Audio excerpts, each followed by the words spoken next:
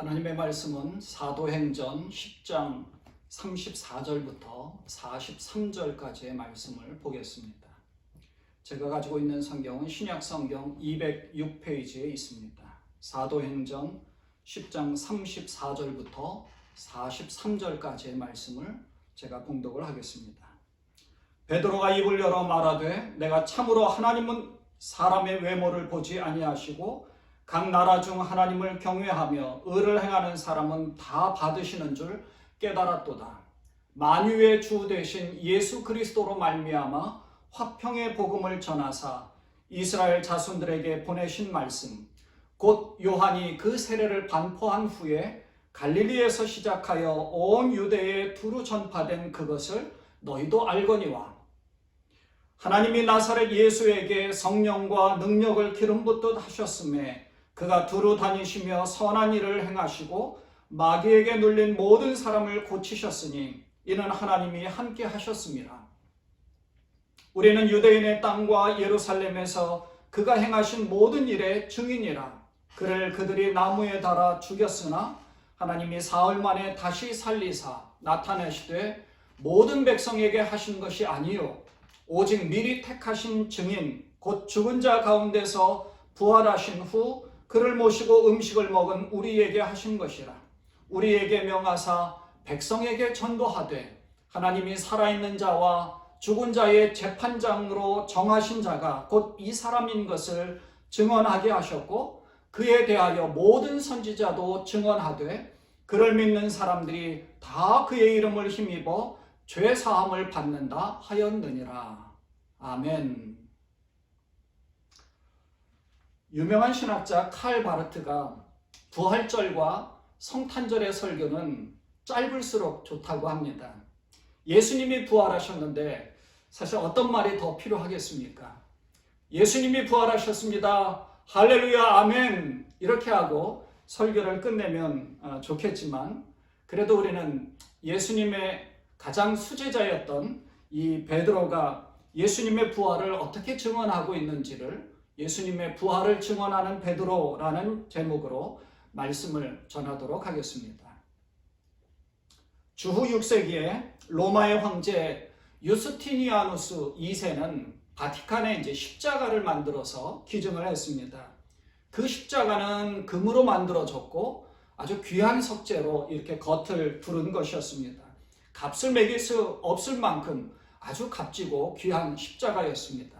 그런데 이 순금으로 만든 그 십자가의 이 중심에 부서진 나무 조각이 하나 붙어 있었습니다.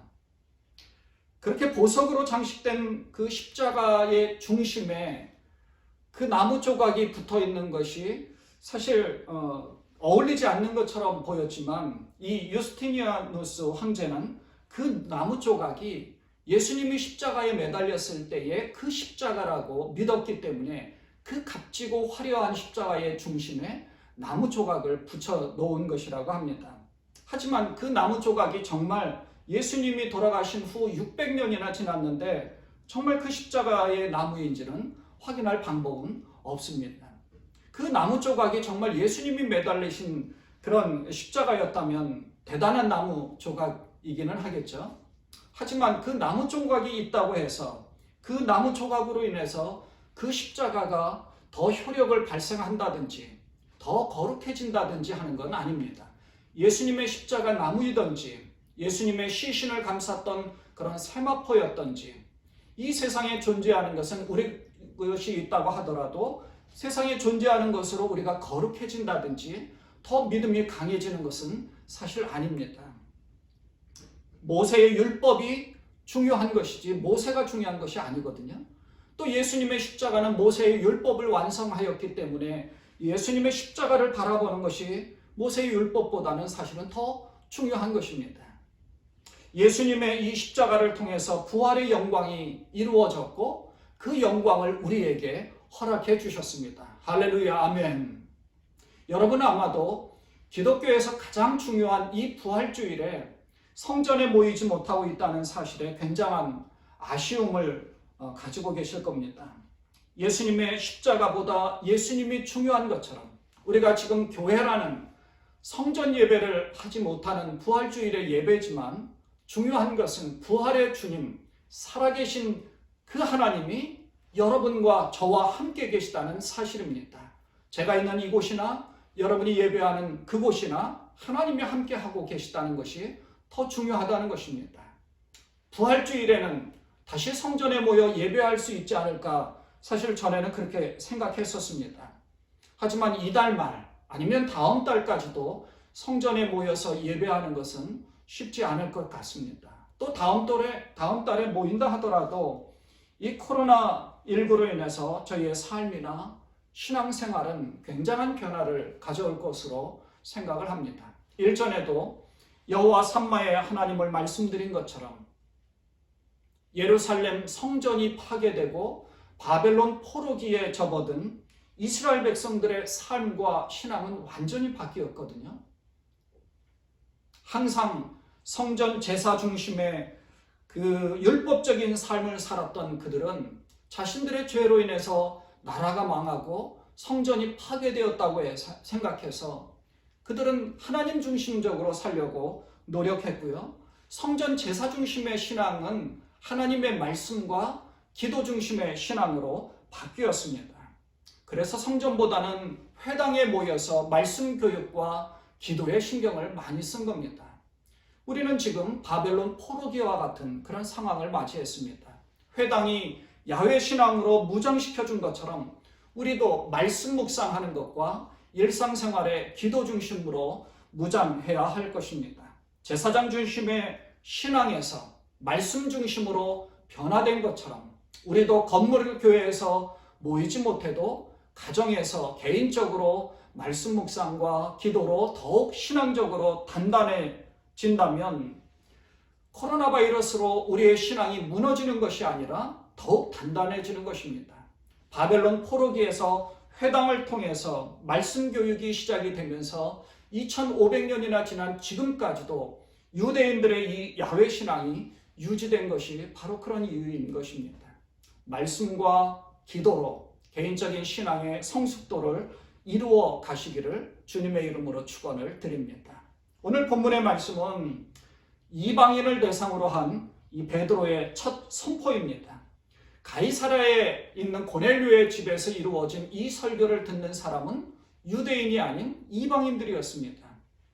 고넬료는 가이사랴에 주둔하는 로마 제국의 군대 장교입니다. 아마도 총독을 호위하는 특수부대 지휘관의 상당한 위치에 있었던 사람으로 추측을 합니다. 그 이유는 로마에서 노예 해방을 이룬 사람이 코넬리우스인데 코넬리우스 가문에 그 성을 쓰고 있기 때문에 그렇습니다. 그런 이방인이 베드로를 자기 집에 초대했습니다. 그 집에는 고넬료와 가족들, 그리고 친척들, 그리고 초대받은 많은 사람들이 있었을 것입니다. 10장 22절에 보면 고넬료는 의인이요 하나님을 경외하는 사람이라고 합니다. 25절에 보면 이 고넬료가 베드로가 들어올 때에 베드로의 발 앞에 엎드려 절을 할 정도로 베드로를 아주 존경하는 그런 표현도 했습니다. 그곳에 있던 많은 이방인들이 그리스도의 순환과 부활에 대하여 듣고 믿는 것은 참 쉽지 않을 것입니다. 그래서 베드로는 서두인 34절에서 이렇게 말씀합니다. 내가 참으로 하나님은 사람의 외모를 보지 아니하시고 각 나라 중 하나님을 경외하며 의를 행하는 사람은 다 받으시는 줄 깨달았도다 라고 말씀을 시작을 합니다. 어느 나라든 하나님을 경외하며 의를 행하는 사람들은 다 받아들여서 구원하신다는 것으로 시작을 합니다. 그리고 이어서 예수님이 이 세상에 오신 목적과 성령으로 기름 부음을 받아 선한 일을 행하시고 마귀에게 눌린 모든 사람을 고치신 사역에 대해서 설명을 합니다. 그리고 핵심이 되는 이 그리스도의 순환과 부활에 대해 39절과 40절에서 설명을 하죠. 예수님이 나무에 매달려 죽임을 당하셨고 하나님이 사흘 만에 다시 살리셨다는 것입니다. 베드로는 예수님의 고난과 부활에 대해 증언해야 한다면서 강력하게 이 말씀을 증언하고 있는 것입니다. 우리에게도 이 부활에 대해 증언해야 할 사명이 있는 줄 분명히 믿습니다. 그렇다면 이 부활의 사실에 대해 우리가 믿을 만한 명백한 증거가 무엇일까요? 세 가지로 저는 정리해서 말씀을 드리려고 하는 겁니다. 첫째는 빈 무덤이 그 증거입니다. 사람들은 예수님이 죽은 게 아니라 잠깐 기절했다가 다시 깬 것이라고 말을 합니다. 하지만 예수님이 평소에도 사흘 만에 다시 살아날 것이라는 것을 말씀하셨기 때문에 로마 군인들이 혹시라도 하는 마음에 예수님이 십자가에서 돌아가신 뒤에는 예수님의 시신을 동굴 안에다가 넣어서 동굴의 입구를 큰 돌로 막아버렸습니다. 그렇게 죽을 만큼 맞고 십자가에 매달려서 온갖 피를 다 흘리신 예수님이 깬다 한들 어떻게 큰 돌을 다 옮길 수 있었겠습니까? 로마의 군인들이 그 무덤을 굳게 지켰음에도 불구하고 그 무덤은 비어 있었습니다. 예수님이 십자가에서 죽으신 후에 막달라 마리아와 야고보의 어머니 마리아와 또 살로메가 죽은 예수님의 시신에 바르기 위하여서 향품과 향료를 사다 두었다가 안식일에는 아무것도 할 수 없으니까 안식 후 첫날 예수님의 무덤으로 갔습니다. 가면서 이제 걱정을 했죠. 누가 우리를 위해서 무덤 문을 막은 큰 돌을 옮겨줄까? 그런데 가보니까 무덤 입구를 막은 큰 돌이 옮겨졌는데 무덤이 비어있는 것입니다. 깜짝 놀라서 두렵고 떨리는 마음으로 제자들에게 와서 증언을 합니다. 예수님이 살아있었고 무덤이 비어있었다고. 만일 예수님이 실제로 부활하지 않고 꾸미려고 했다면 아마도 이제 여자들의 증언이 아니라 남자들이 증언한 것으로 아마 만들었을 것입니다. 그때 당시에 여자들은 사실 사회적으로 별로 인정받지 못하던 사회였기 때문에 여자들이 이야기하는 것은 별로 신빙성이 없다라고 생각을 했을지 모릅니다. 그러니까 빈 무덤이 예수님이 부활하셨다는 확실한 증거의 첫 번째이고요. 두 번째는 목격자들의 증언이 바로 그 증거입니다. 예수님이 십자가에 못 박히셨을 때 제자들은 정말 절망 가운데 있었습니다. 그들의 믿음은 다 사라졌기 때문에 그렇습니다. 절망 가운데서 좌절하고 있었죠. 제자들은 자신이 따르던 예수님이 죽었기 때문에 아무런 소망이 없었습니다. 그런데 부활하신 예수님은 자신의 모습을 베드로와 제자들에게 보이셨고요. 500의 형제들에게 자신을 일시에 보여주셨습니다. 그 후에 예수님의 동생 야고보가 부활을 목격하고 증언합니다. 이 야고보는요, 형 예수가 이상한 짓을 하고 다닌다고 생각해서 그 예수님을 찾아다닌 그런 때도 있었습니다. 오죽하면 이 형이 십자가에서 죽는데도 와보지도 않았겠습니까? 그런데 부활하신 예수님은 야고보에게 직접 보이셨고 그 이후에 변화받은 이 야고보는 예루살렘 공의회의 수장이 될 정도로 아주 크게 변화된 것입니다. 이것이 바로 예수님께서 부활하셨다는 증거입니다. 부활하신 주님은 40일 동안 제자들과 함께 지내면서 함께 식사하기도 했습니다. 이런 증거가 확실한 증거라는 거죠. 그리고 마지막 세 번째는 사도들의 순교가 그 증거입니다. 만약에 부활이 거짓이었다면 사도들은 그렇게 고통을 겪으면서까지 순교하면서까지 부활의 복음을 전하지는 않았을 것입니다. 사도들은 주님의 부활에 대해서 아니라고 부인하는 것보다 죽음을 선택했습니다. 왜요? 왜 그들은 그렇게 헛된 죽음을 하려고 생각했을까요? 예수님이 부활하지도 않았는데 왜 헛된 죽음을 했을까요?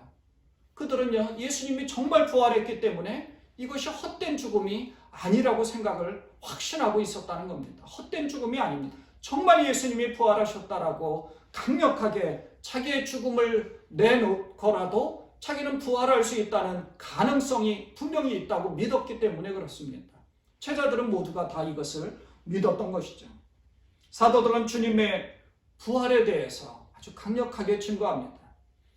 교회사를 살펴보면 반모섬에 유배된 사도 요한을 제외하고는 모두가 다 아주 끔찍하게 순교를 했습니다.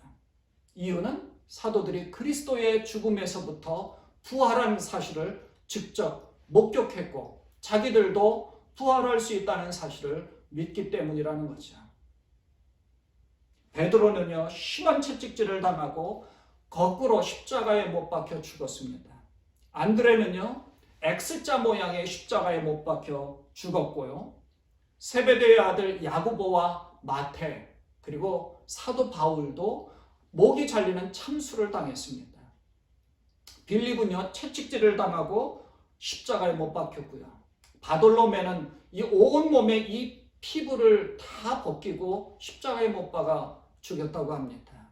그리고 예수님의 형제인 이 야고보는 성전 꼭대기에서 던져서 떨어뜨리고 때려 죽였다고 합니다. 다데오는 죽기까지 화살을 맞았고요. 마가도 죽기까지 끌려가서 죽게 되었고요. 누가라든지 도마 같은 경우도 이 창 사이에 걷게 해서 불가마 안으로 던져졌다라고 합니다. 너무나 끔찍한 죽음들이죠. 도대체 왜 이런 끔찍한 죽음을, 고통스러운 끔찍한 죽음을 감수하고 이들이 외친 게 무엇이었을까요? 단 하나, 예수님이 부활하셨다는 겁니다. 예수님은 십자가에 못 박혀 죽으셨지만 사흘 만에 부활하셨다는 사실입니다. 요한복음 11장 25절에 보면 예수께서 이르시되 나는 부활이요 생명이니 나를 믿는 자는 죽어도 살겠고 무릇 살아서 나를 믿는 자는 영원히 죽지 아니하리니 이것을 내가 믿느냐. 우리 모두는 다 이 사실을 믿습니다. 예수님이 부활이고 생명이라는 사실. 죽어도 살겠고 살아서 믿는 자는 영원히 죽지 않는다고 우리는 분명히 믿습니다. 베드로가 이 부활에 대해 증언하고 있을 때에 오늘 본문에 읽지 않았지만 44절에 보면 베드로가 이 말을 할 때에 성령이 말씀 듣는 모든 사람에게 내려왔다라고 기록되어져 있습니다. 또 45절에 보면 베드로와 함께 온 할례 받은 신자들이 이방인들에게도 성령 부어주심을 말미암아서 깜짝 놀랐다고 하는 거죠. 이에 부활에 대한 확실한 증거들을 고넬료의 가정과 그곳에 있었던 많은 사람들뿐만 아니라 이 부활주의를 맞이해서 말씀을 듣고 있는 여러분 모두에게도 주의 성령이 함께 임하는 줄 분명히 믿습니다. 부활의 영광에 참여하실 뿐만 아니라 부활의 소망으로 이 땅에서 승리하며 사시는 여러분이 되시기를 바랍니다. 우리는 부활의 증언자가 되어야 합니다. 예수님이 십자가에 못 박혀 죽으신 것은 우리의 죄 때문이고 우리의 모든 죄는 십자가에 죽으심으로 단번에 완성되었습니다. 다 해결되었습니다.